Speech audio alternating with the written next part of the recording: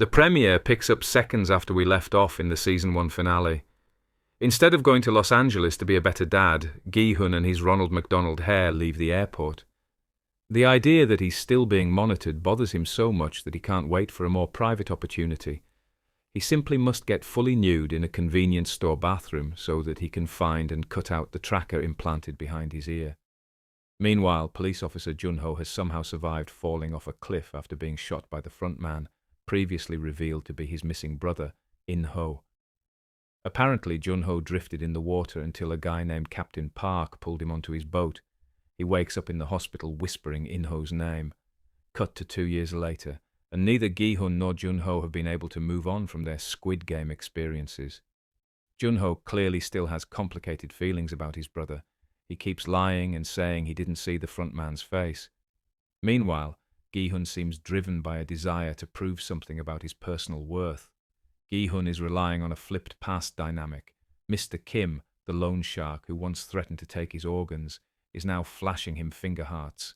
He's on Gi-hun's payroll, coordinating an incredibly unsubtle subway search for the unhinged salesman known to us only as the Recruiter.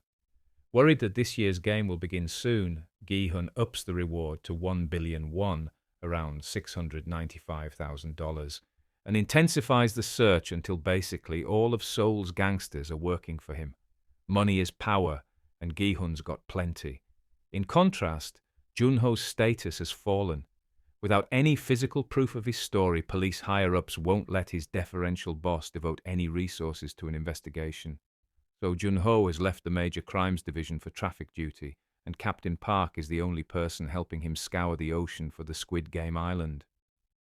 Gi-hun and Junho's simultaneous searches have been equally unsuccessful, and the people in their lives seem to pity them.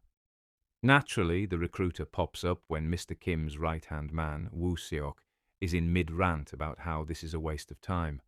Gi-hun, who has been sitting in his car with enough phones to rival that one Pokemon Go grandpa, steps on the gas and heads over. Out of all the drivers in this city, Junho just so happens to find the one person he followed to infiltrate the game. Apparently so.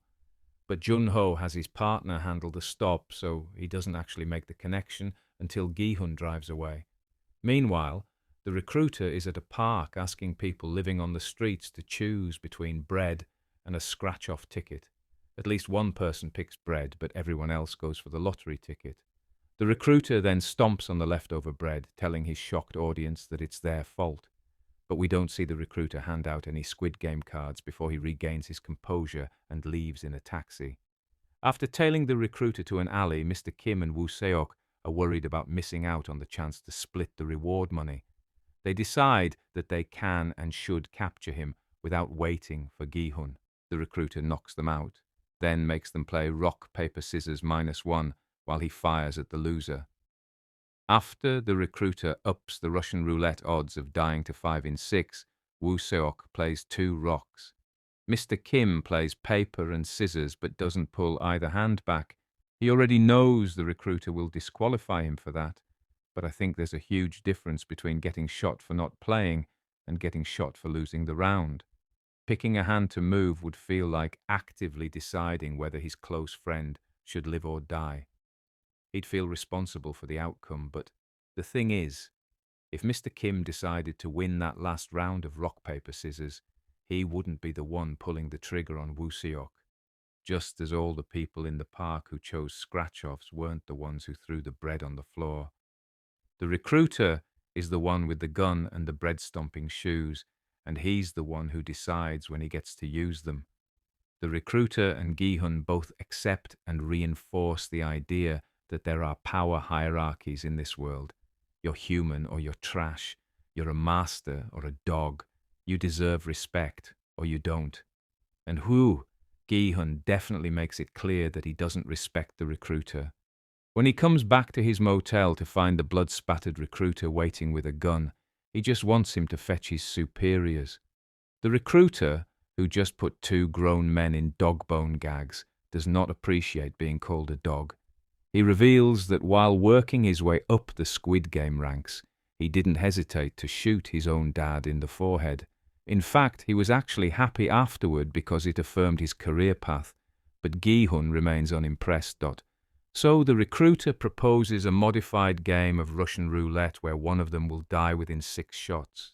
Gi-hun thinks that he couldn't possibly comprehend what it takes to survive competing in something like Squid Game. I can't say I'm too worried about our protagonist dying in episode 1, but it's still a tense scene. After 4 blanks, Gi-hun has the gun. The odds are 50-50 he'll get the bullet. The recruiter points out that Gi-hun could just take his chances and aim across the table. If he fires once or twice, he'll find a key to meeting the higher-ups in the recruiter's pocket. But if Gi-hun cheats, the recruiter wants him to admit that he's a piece of trash that was just lucky enough to make it out of the dumpster. Instead, Gi-hun grits his teeth and pulls the trigger. It's a blank. He hands the gun over and uses the recruiter's own monologue against him. He can break the rules and shoot Gi-hun as long as he admits that he's just a dog that follows orders. Obviously, the recruiter could use the loaded gun on Gi-hun without saying that. But then Gi-hun could die looking down on him as both a dog and a coward. Is your personal dignity worth more than your life? Gi-hun already pulled the trigger and let us know what he thinks, and the recruiter ultimately has the same answer, tilting his chin up to make this episode go out with a bang.